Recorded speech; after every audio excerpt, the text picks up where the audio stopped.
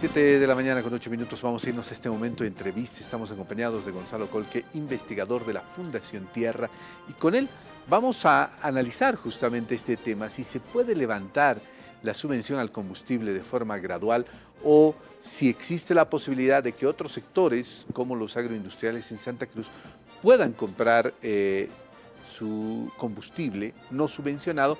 Sin embargo, hay algunas condiciones. Gonzalo, ¿cómo estás? Buenos días. Como siempre, es grato que estés en RTP visitándonos. ¿Cómo estás? Buenos días. Un gusto estar acá. A ver, hay una propuesta de los agroindustriales, los empresarios cruceños del agro, que dice, ok, ya, nosotros compramos nuestro combustible, ya no vamos por el combustible subvencionado.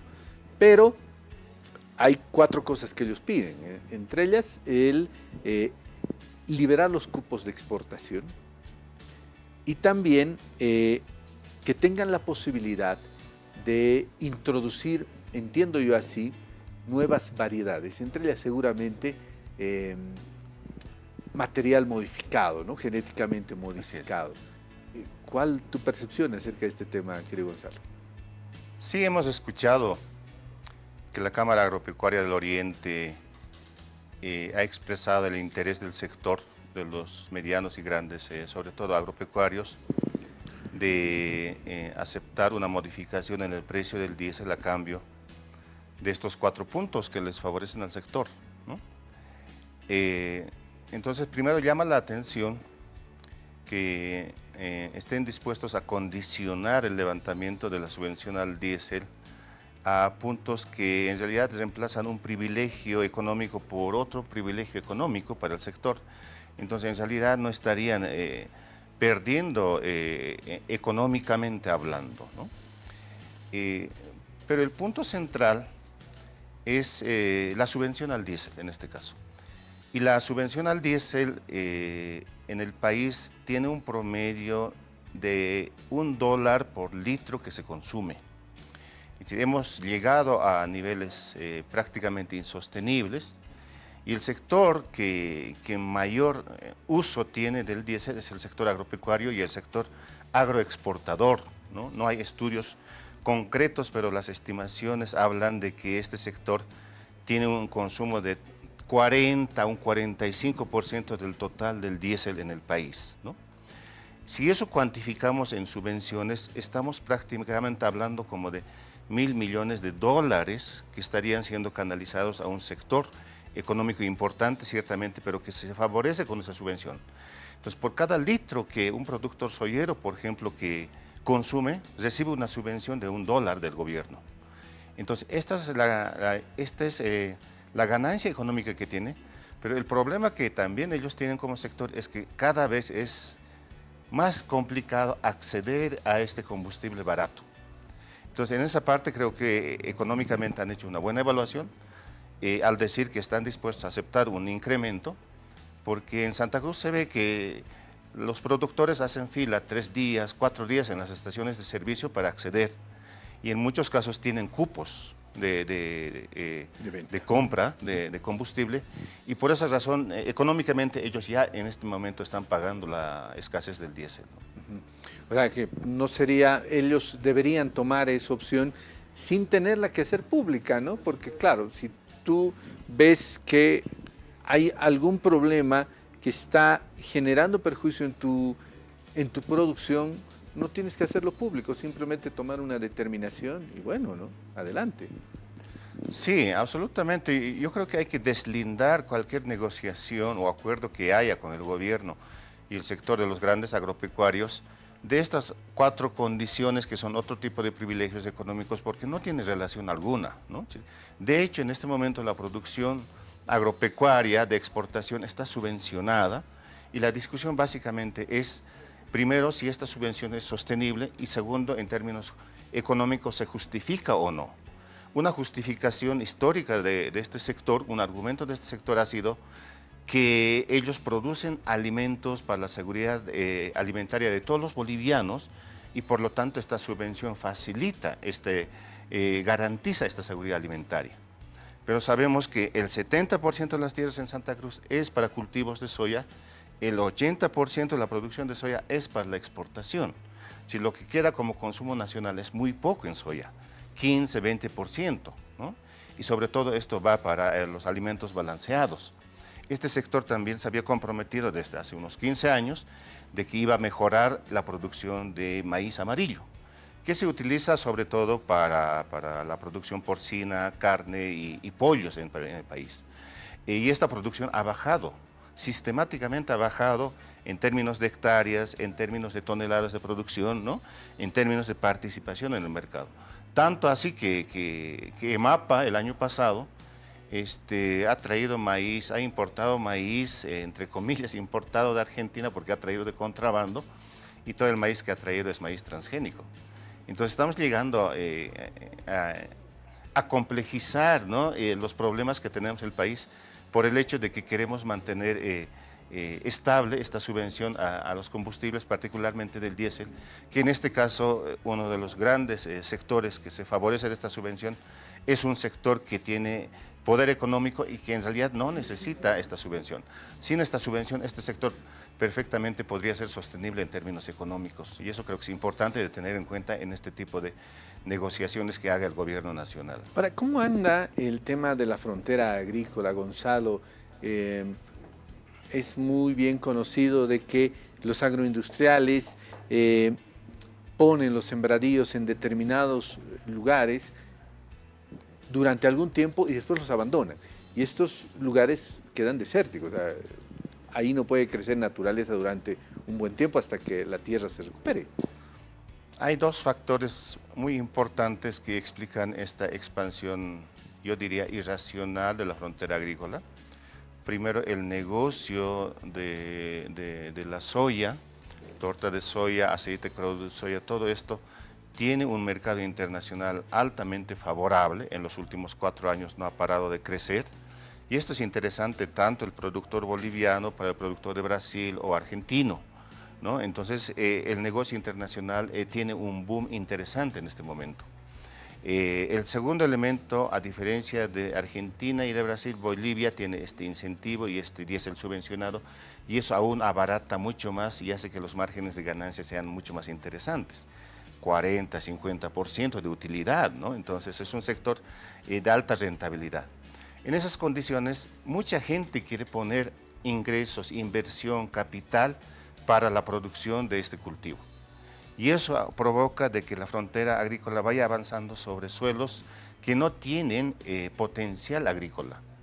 Entonces se desmonta muchas zonas, por ejemplo en la Chiquitanía, en San Ignacio de Velasco, ahora hay un desmonte de 4.000 hectáreas de un día para otro en San Rafael, ¿no? Y son grandes inversiones que se los dedica en estas zonas muy frágiles para producir entre 3, 4, máximo 5 años. Y después estas tierras no tienen capacidad productiva, ¿no? Algo similar pasa en el norte de La Paz con los cañaverales que ya no tienen el rendimiento que se esperaba al inicio. Entonces el primer año sí tiene buen rendimiento, el segundo año probablemente es el mejor, el tercer año va cayendo y después ya no. Entonces esta práctica hace que como ahora es muy fácil solicitar permisos de desmontes, estos inversores se trasladen a otros lugares y hagan lo mismo. Entonces, como resultado es que muchas tierras desertificadas, degradadas y abandonadas es lo que tenemos como consecuencia de esta práctica económica que existe, sobre todo en Santa Cruz, pero también con gran fuerza expandiéndose en el departamento del Beni. Ahora, volviendo a lo que estábamos hablando, Gonzalo, en alguna charla yo te escuché mencionar algo muy interesante. Los agroindustriales en nuestro país se podría decir que son mimados porque se les da muchas facilidades, algo que no sucede en Argentina, por ejemplo, si hacemos una comparación en el porcentaje de impuestos que se paga, cuánto paga un agroindustrial en Bolivia y cuánto paga un agroindustrial en Argentina.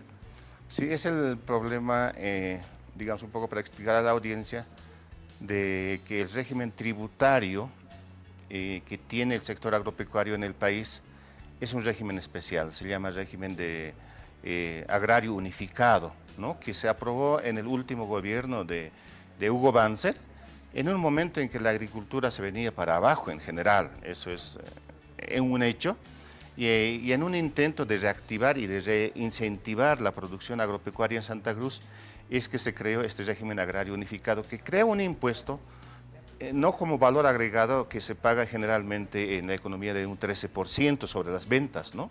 Sino un impuesto, una alícuota por hectárea, que en este momento está como 40 bolivianos por hectárea, que ha quedado igualmente desfasado, porque con los años 40 bolivianos de una hectárea de soya no es un impuesto significativo. En una hectárea por lo menos se produce, para tener una idea clara, 2 toneladas de soya. En el mercado internacional esto cuesta $600, ¿no? Y pagar 40 bolivianos de unas ventas de $600 no es significativo, ¿no? Entonces no se acerca a este 13%, si tuviéramos que comparar, creo que es como 3% a lo mucho. Entonces es un privilegio tributario que está vigente en este momento. Lo de Argentina que tú bien mencionabas es porque en Argentina además se paga un impuesto específico a la exportación de la soya. Es como el impuesto que se paga aquí por consumir cerveza, porque además del 13% hay un impuesto especial que encarece este producto, ¿no es cierto?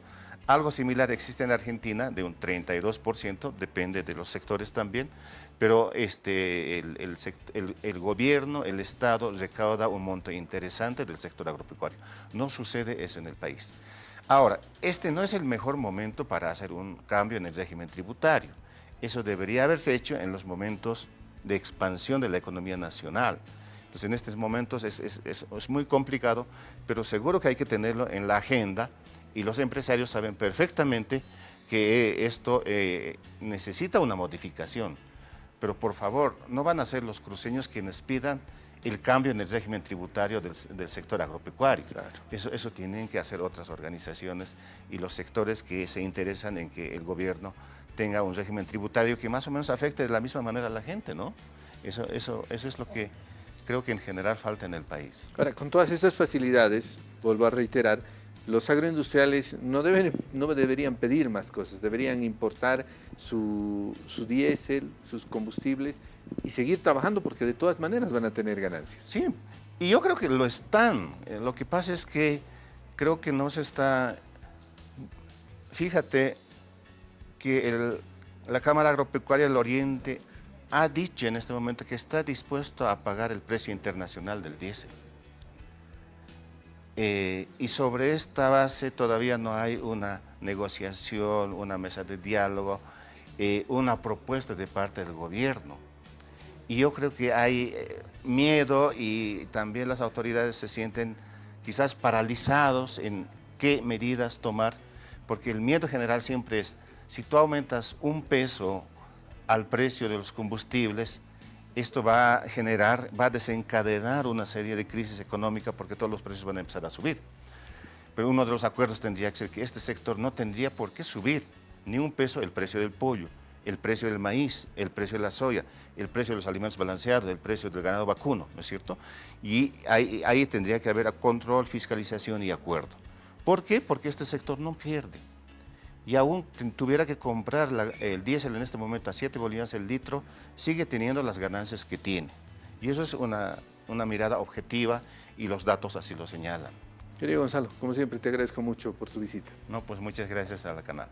Estaba Gonzalo Colque, investigador de la Fundación Tierra, conversando con nosotros acerca de este tema importante también dentro de la economía de nuestro país. Sofía Aracena nos trae más información.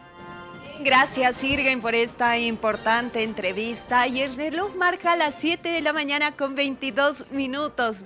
Nos vamos a una nueva pausa, pero ahí les muestro un poquito del cuadro que se vive en el centro de la ciudad, Avenida Mariscal.